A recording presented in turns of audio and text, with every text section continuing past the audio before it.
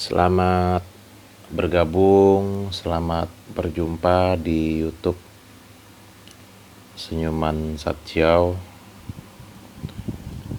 guru bahasa Inggris ya di Kota Palembang. Ya, kita pelajaran bahasa Inggris ini adalah pelajaran yang penting,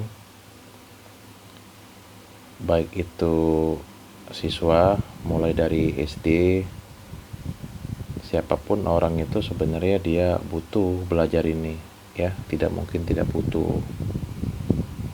Nah, makanya kita berusaha gitu. Kita tuh berusaha meluangkan waktu kita ya. Karena kalau tidak dari sekarang ya kapan lagi itu ya. Ya kan tujuan orang belajar bahasa Inggris ini kan supaya minimal ketika terdapat sebuah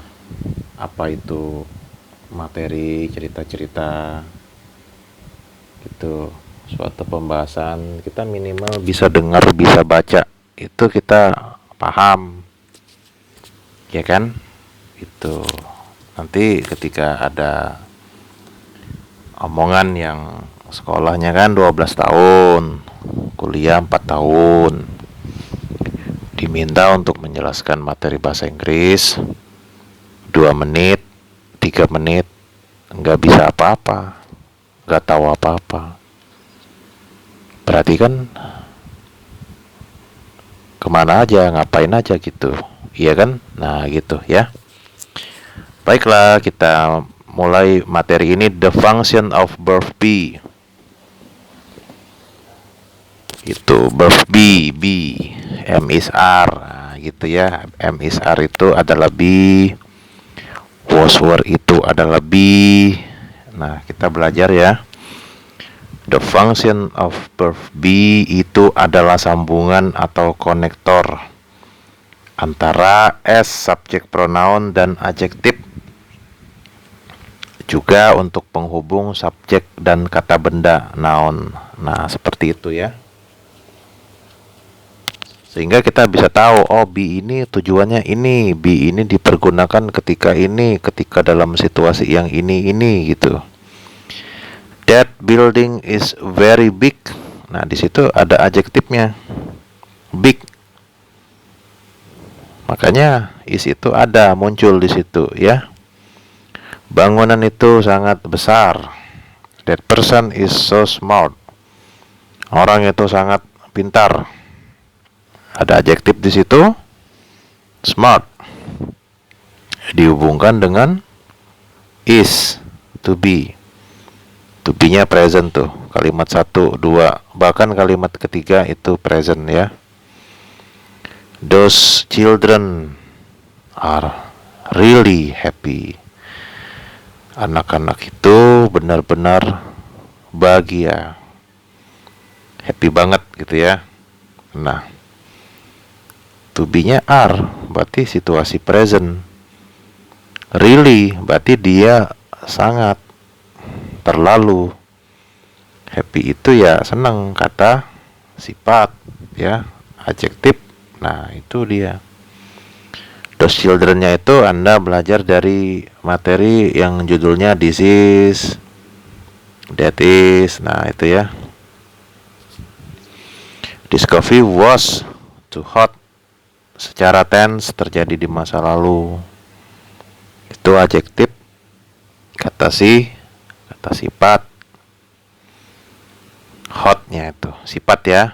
Nah, tapi apa yang bisa disampaikan pada kesempatan ini juga, belajar bahasa Inggris bisa juga dibikinkan hot, cool gitu, all, yang, new, all. Artinya belajar kata sifat ini caranya juga dalam belajar bahasa Inggris ini belajar antonim, belajar sinonim. Nah, seperti itu ya. I used to be lazy. Nah, di situ ada juga to be ya. Tapi dipergunakan untuk menyatakan bahwa noun atau adjektif yang pada saat masa lalu itu, yang dulu itu, Kalau used to itu dipergunakan untuk kebiasaan atau situasi pada saat yang dulu, dan sekarang ini sudah tidak lagi ya. Aku dulunya males. Oh, di situ ada tambahan ya. I used to be lazy, weak, and pessimistic. Aku dulunya males, lemah, dan pesimis. This room is clean enough. Ruangan ini cukup bersih. Nah, nanti kita belajar enough, bahwa enough itu dipergunakan apakah dia sesudah kata sifat atau dia sebelum kata benda. Nah, di situ ya pelajaran enough ya. To be-nya udah jelas is. Berarti bicara untuk pada saat sekarang ini. Nah, gitu. English is not difficult. Bahasa Inggris itu tidak sulit. Difficult kata sifat, adjektif. Jihan is a nurse. Jihan itu perawat. Nah, ini menghubungkan dengan kata benda, yaitu noun. Nounnya adalah nurse. Profesi itu sering dengan menggunakan artikel Nah, berarti berkaitan dengan artikel. Belajar artikel lagi ya. An, dan the itu adalah artikel dalam bahasa Inggris.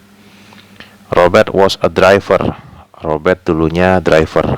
Nah, ini noun juga nih, menghubungkan ada noun driver sama subjek pronounnya Robert. Makanya dia dibutuhkan to be. To be-nya kenapa was? Artinya bukan pada saat ini, pada waktu yang dulu itu. This book is not expensive. Expensive-nya adjektif. Gitu, adjektifnya expensive ya, mahal. These are not expensive. Dia menjelaskan bahwa ini tidak mahal ya. Nah, tentunya dua kalimat yang terbaru ini adalah kalimat yang negatif ya. Nah, gitu kita melihat, oh kalau pola negatif ini ya pakai not, di depannya pakai to be.